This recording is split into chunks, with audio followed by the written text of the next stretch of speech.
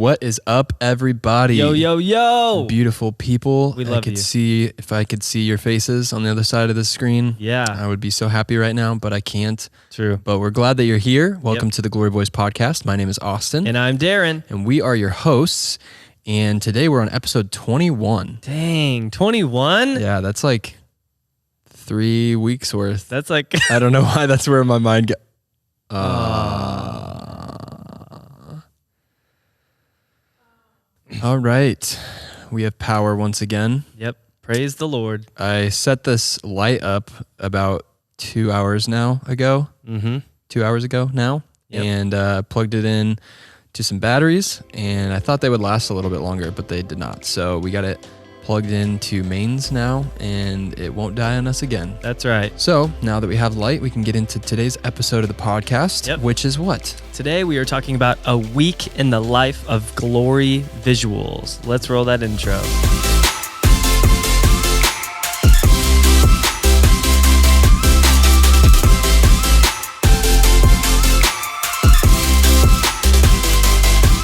Yeah, so speaking of typical weeks, we did some shoots this week, and we had a new piece of gear that we got. We did. Didn't we? What was it?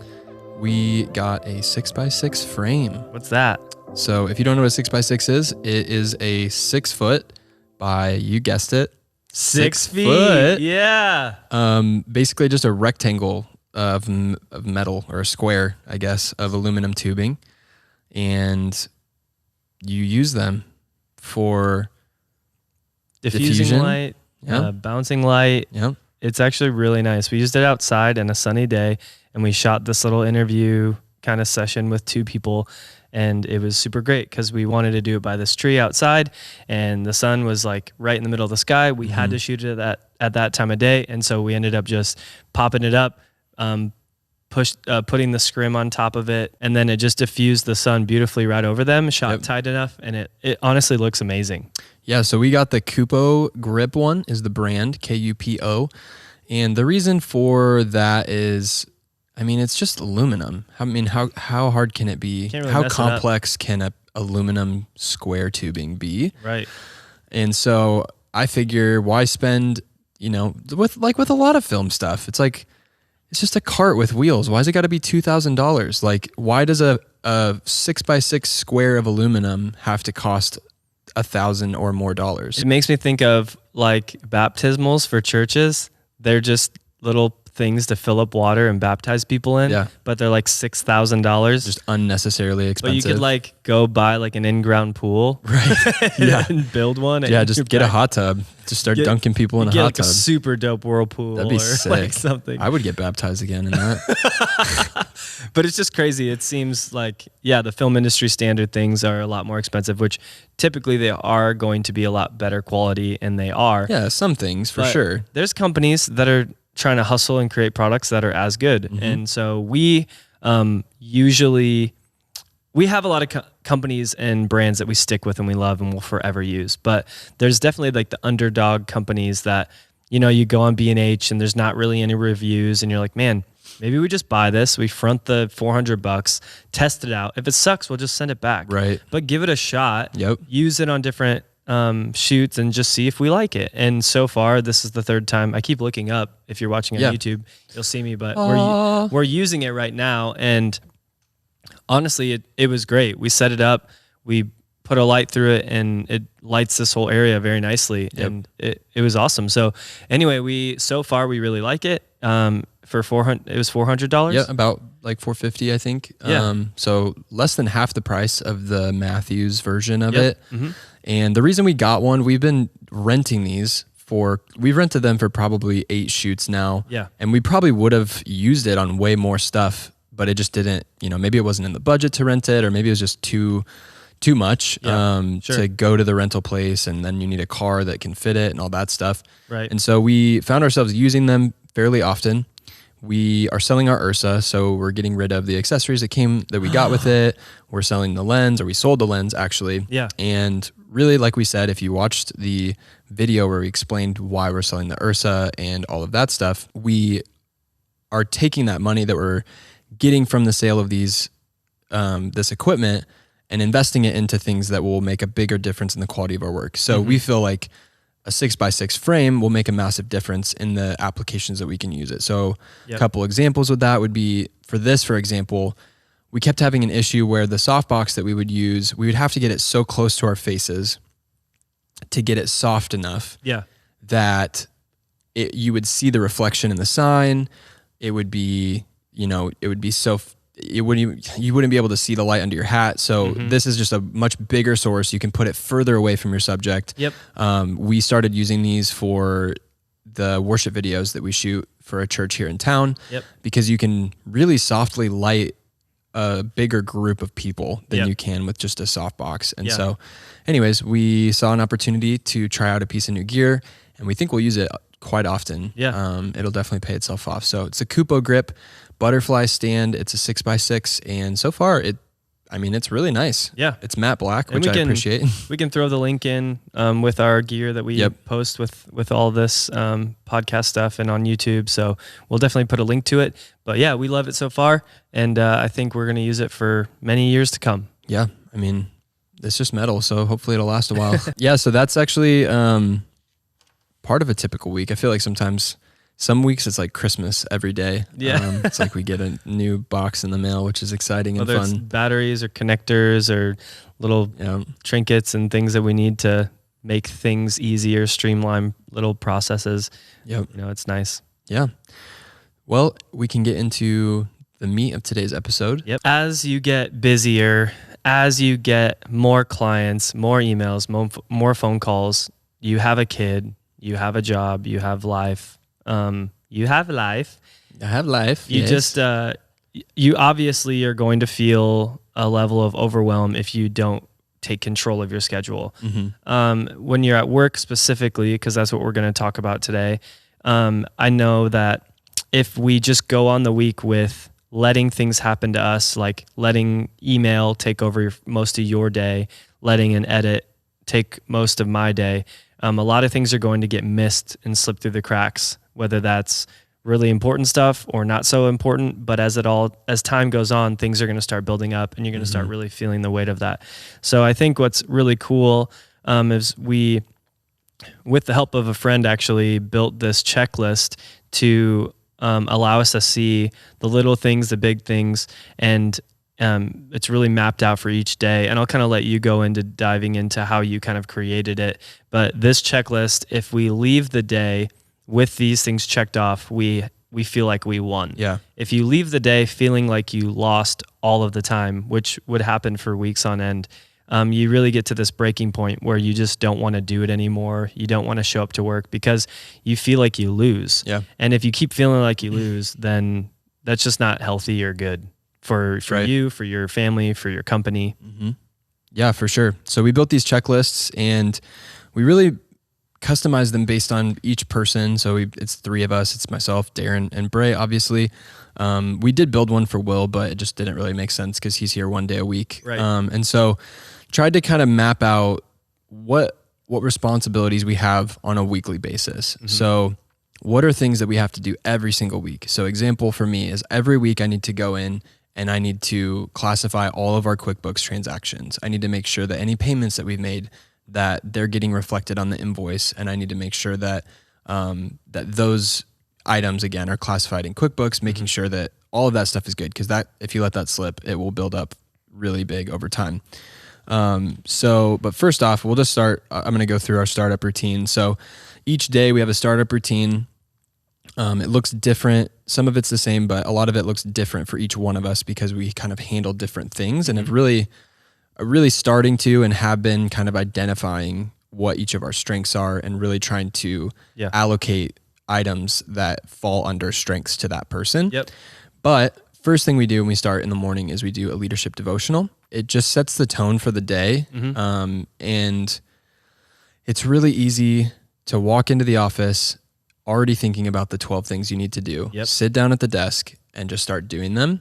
And then you look up, and that's great. Like sometimes there are times where you need to get into grind mode. But we've just found that if we do that, we look up 2 weeks later and we're just burnt out. And so we have to really set our intentions for the day, get in a good headspace, and also just learn a little something new. I think it's nice to get a little bit of an inspirational thought or a new leadership idea. Like I think stuff like that to start the day is really great. Yep. So we do a devotional. From there, we kind of clean up all of our communications platforms. So we use a thing called P2 that was built by WordPress. We use it for all of our concepting, and we present, plans for upcoming films that we're doing for church. Yep. We probably could implement that more for ourselves, but we do a lot of that for church right now. Yep. We use a project management software called Rike. So we look in that, make sure that we have a good grasp on our current tasks that are on our plate. Then we do a little stand up every morning where we communicate a few things to our team. That way they know what's going on. Yep. So we do that, check Slack, which is our communication platform at church, and check our socials, do all of that stuff. So that's different for Darren. For me, on mine is like, I need to check our email. I need to do all of that stuff. Darren will check our social, make sure like the feed planning for the week is done and good to go. So like I said, it's different for each one of us. Yeah. So Darren will check social. I will do more of following up with leads. Yep. So for each day, I'm not going to walk through every single day, every task, but each day kind of has a different theme. And what I would say is under each day is there's a few different categories. So there's my startup routine. That's what I'm going to do first thing when I get in the office. And that really helps me get to a spot where at least the most important things are taken care of for the day. I don't necessarily have to go back and keep checking those. I don't have to leave Slack open all day, which is really great. So startup routine, any meetings that we have on a weekly basis. So for example, Monday morning is kind of our meeting morning, and actually we call Monday Meeting Monday. So I'll walk through all the different, cliche names for the days, but who knows, maybe this will help you organize your week better. Yeah. And that's really the point of this. So meeting Monday, 7 a.m. we have a meeting for our agency SmoothBrain. 8 a.m. we have a meeting with our team at church. 9 a.m. immediately following, we have a GV meeting where we go over everything we need to get done for the week, all of our upcoming projects, any shoots that are on the docket for this week, anything, if we need to schedule another meeting for Darren and I to conceptualize a video later on in the week. Yep. We cover all of those things first thing Monday morning. Really try to by that kind of 10 a.m. mark, really have a grip on what this week looks like. Yeah.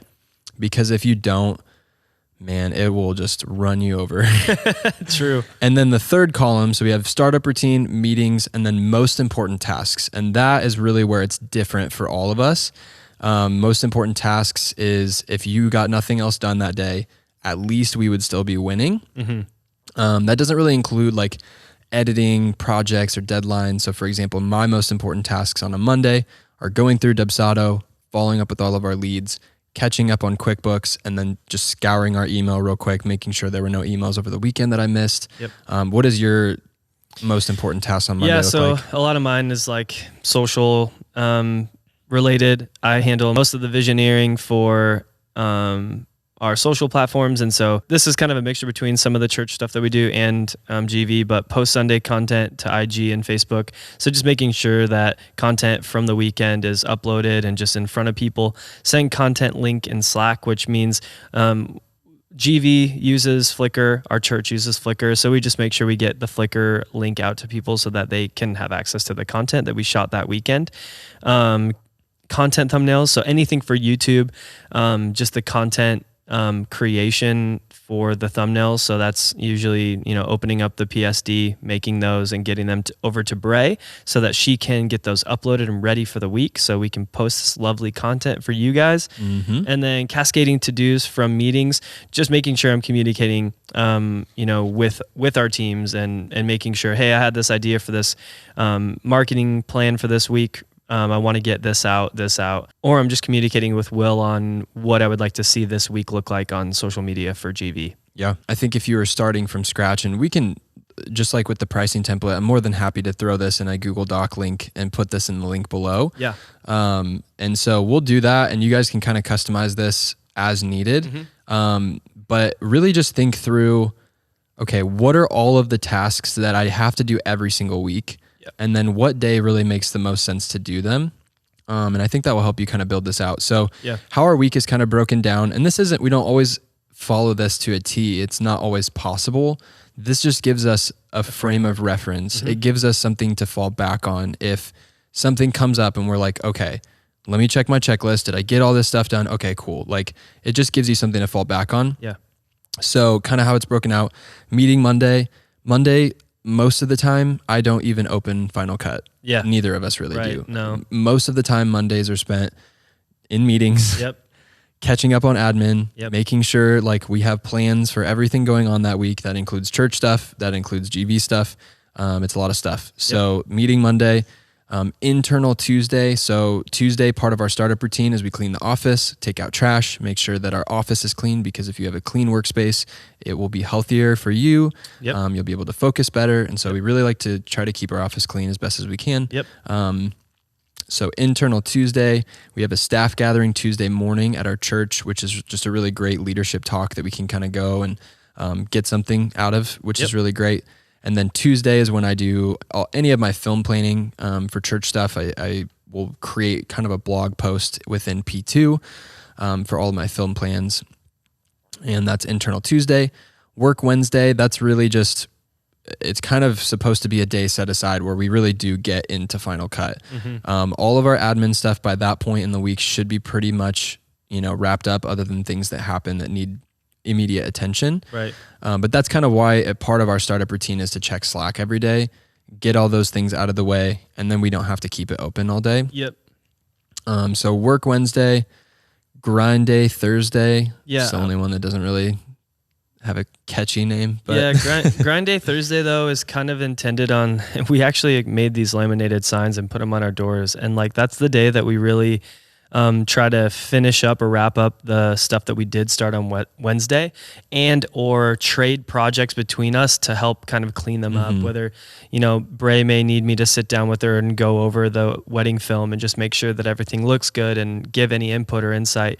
And then same with Austin, I'll give him a video that I finished and he'll kind of look over color and audio just to get a second eyes to comb through it to make sure that, the quality standard is there. I really, we never just rush projects out, no matter what type of project it is. It's going to be the very best that we can do. And so that's the day to just kind of watch each other's films and just get into it and see, what can we make it, how can we make it better? We'll throw it up on the TV in the office and we'll just review it together and say, hey, this is awesome, but I would change this, this, and this. And then we'll just do a final watch through and send out projects on Thursdays if we can. Yep. Yeah, we typically will try to get stuff finalized Thursday. Yep. That way we can send it out. And then Friday is, it's Content Friday. So Friday, I really do, I have a line item in here to do a weekly retro to go over financial, social, calendar. We have yet to really dive into that, but we're working really on building this podcast studio to be more permanent so that we have a little bit more time on Friday. Right now, it's all day to shoot some content. It's getting here, starting setup at 8 a.m. Sometimes it takes a couple hours to get set up. And so that does take a lot of our Friday right now, but Friday is really Content Friday where we do all of our filming. And then, we'll just continue to build as we get more time on Friday, building in that time to kind of retroactively look at the week. What did we win at? Where do we need to improve for next week? What do we still need to finish up? All that good stuff. And then free day Saturday. Yeah, that day is usually typically free if we don't have a wedding, which is kind of unheard of when it's a heat of wedding season. But Saturdays are very sacred to us. We like taking them off because if we have them off, it's a massive blessing because typically we'll have a wedding. So what do we do if we have a wedding?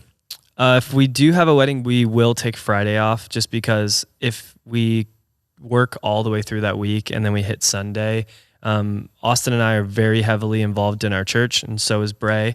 And so we often are singing on worship or we're on the digital content team, which is the teams that Austin and I run.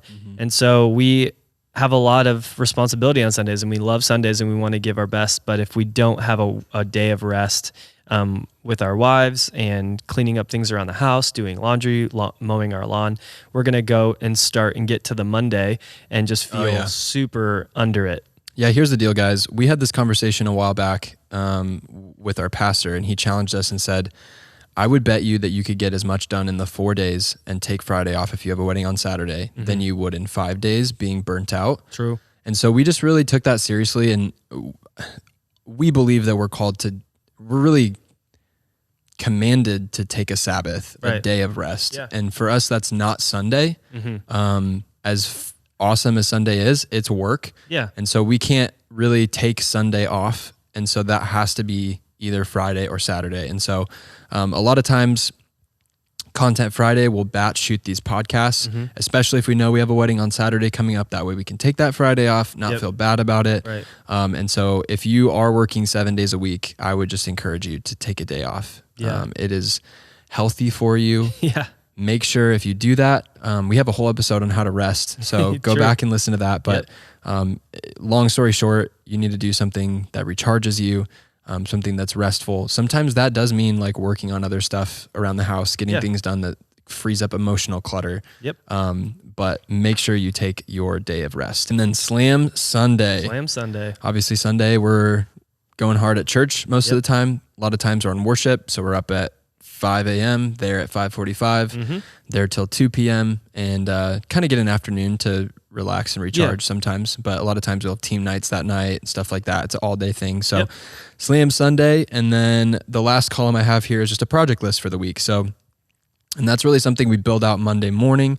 So something I don't have on the checklist because I would need to do it to have it on the checklist is print checklists. Right. So that's like my first task, but if I put it on the checklist, it's not really helpful because I already did it if I have the checklist. So it's kind of a weird paradox there. But so yeah, first thing we'll kind of look at our Reich, which by the way, if you don't have a project management tool, they're super helpful. Just something where you can keep track of project statuses. Yeah. We use Reich for church and it's awesome. And we've just really assimilated it and started using it for our business as well. Yep. So first thing Monday morning, we'll look at projects outlooks for the week.